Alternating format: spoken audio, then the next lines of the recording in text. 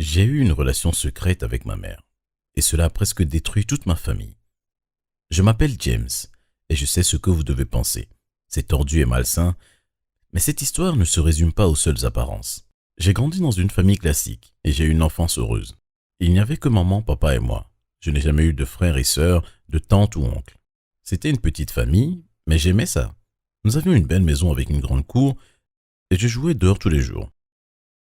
J'avais même un chien et une clôture blanche.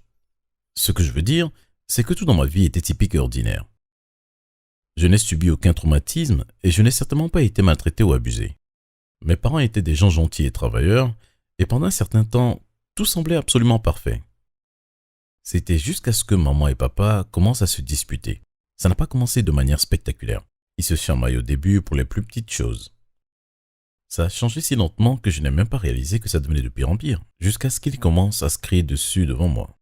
C'est devenu si exécrable. Ils disaient des choses blessantes l'un sur l'autre et mon père a même accusé ma mère de le tromper. Ils ont essayé de faire en sorte que ça marche tant de fois. Ils sont allés à la thérapie de couple, à des retraites spirituelles et même à une seconde lune de miel. Rien ne semblait marcher. Mais finalement, ils ont décidé de divorcer. À ce moment-là, j'étais au lycée et honnêtement, j'étais soulagé que toutes les disputes se terminent. Le divorce n'a pas été agréable non plus. Ils se sont battus pour des petits détails juste pour s'embêter. Mais ils se sont aussi battus pour savoir qui aurait ma garde.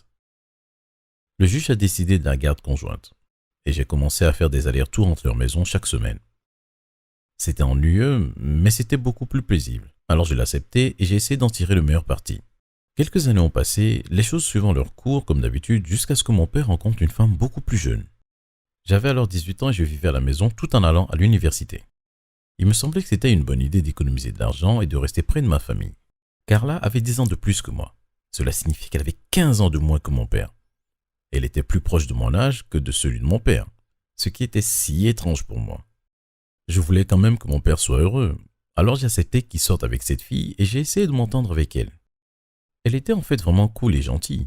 Nous avons semblé nous entendre presque immédiatement. Elle adorait regarder des films, alors quand j'étais à la maison, papa, Carla et moi, nous asseyions ensemble dans le salon et prenions un film pour nous rapprocher. Il n'a pas fallu longtemps pour que papa et Carla se marient. Ma mère était tellement en colère, et bien sûr n'est pas allée au mariage. Je pense que papa lui a envoyé une invitation juste pour la contrarier. J'ai essayé de rester en dehors de leur chamaillerie, mais ils n'ont pas cessé de m'y attirer. Malgré tout le cirque, Carla et mon père sont devenus mari et femme. Carla est donc devenue officiellement ma belle-mère. C'était tellement bizarre car elle n'était pas assez âgée pour ça. Carla est devenue mon amie et ma confidente en peu de temps. Quand papa et maman se disputaient, c'est elle qui me donnait des conseils pour rester en dehors de tout ça. Elle me donnait aussi des conseils sur des relations amoureuses. Ce que j'essaie de dire, c'est que nous avons passé beaucoup de temps à parler. Au début, c'était parfaitement normal et innocent. Nous étions juste une mère et son fils, ou une belle-mère et son beau-fils. Je l'ai toujours trouvée mignonne, mais je ne voulais pas embêter la femme de mon père. C'était trop. Mais ensuite, mon père a commencé à voyager beaucoup. Il a trouvé un nouveau travail plus rémunérateur que le précédent.